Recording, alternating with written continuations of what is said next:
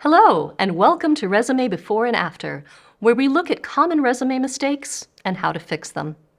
Today, we're looking at the best ways to streamline and modernize a lengthy, outdated, visually unappealing work history.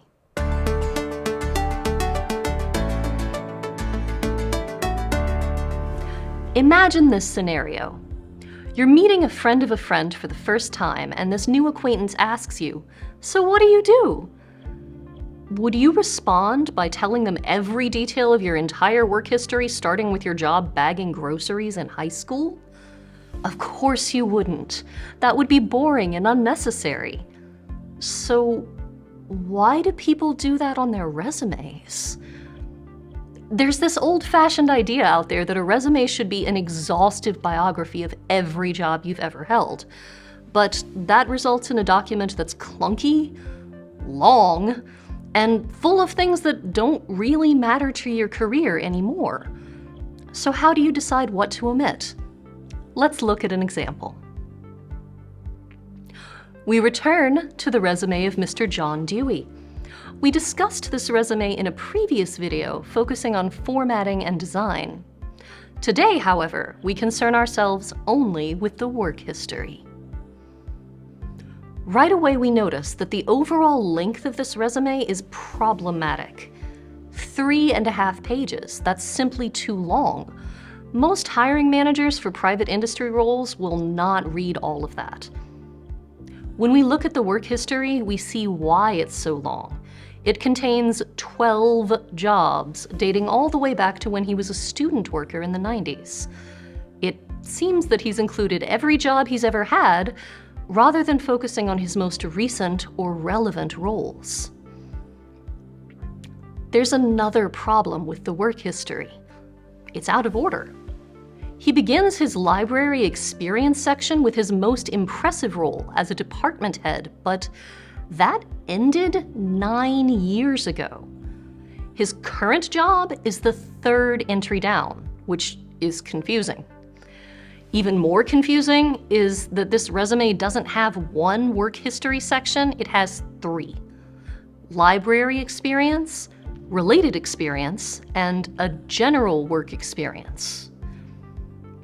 This kind of subdividing the work history might have been allowable in times gone by, assuming that the person reading your resume would put forth the effort to reconstruct the timeline for you.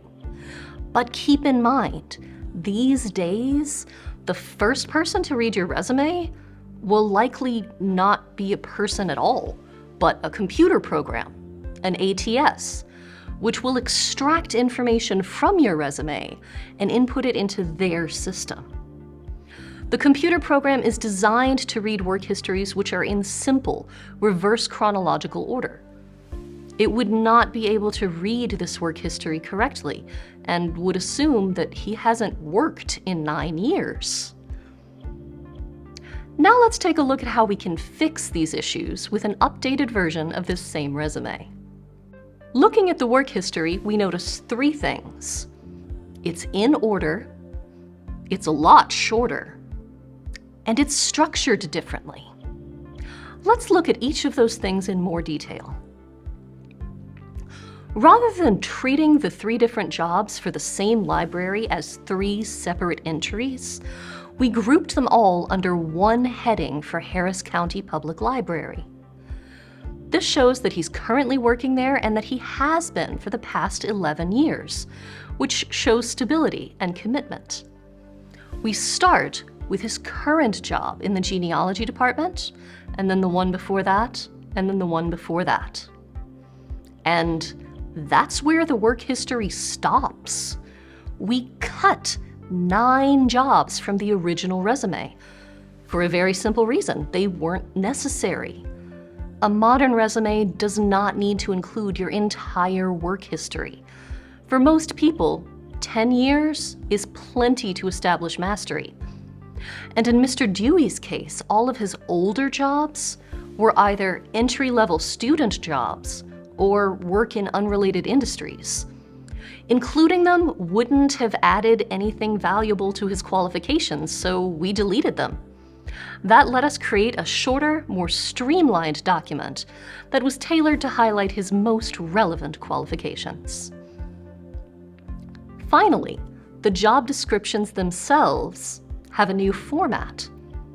Rather than large paragraphs, each entry begins with a brief sentence or two describing the overall job, then continues with bullet points which highlight specific accomplishments, such as developed classes on the following topics, updated the flood mitigation collection, and laid out and shelved an entire adult services library. Focusing on accomplishments rather than job duties is a great way of modernizing your resume's content. That's it for today's video. If you enjoyed it, please click like, and if you'd like to see more content from us, please click subscribe.